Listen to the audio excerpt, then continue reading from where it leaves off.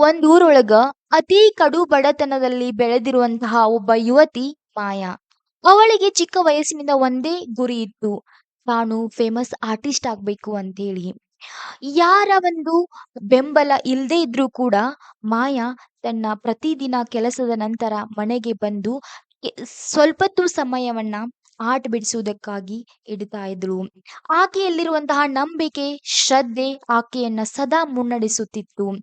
ಯಾರೂ ಗಮನಿಸದೇ ಇದ್ರೂ ಕೂಡ ತನ್ನ ಕೆಲಸದಲ್ಲಿ ಸದಾ ಮಗ್ನನಾಗಿರುತ್ತಿದ್ದ ಮಾಯಾ ಒಂದು ದಿನ ತನ್ನ ಬಿಡಿಸಿರುವಂತಹ ಎಲ್ಲಾ ಕಲಾಕೃತಿಗಳನ್ನ ಆನ್‌ಲೈನ್‌ದಲ್ಲಿ ಹಂಚಿಕೆ ಮಾಡಿಕೊಳ್ಬೇಕಂತೇಳಿ ತೀರ್ಮಾನಿಸಿ ಆನ್‌ಲೈನ್‌ದಲ್ಲಿ ಪಬ್ಲಿಷ್ ಮಾಡಿದ್ರು.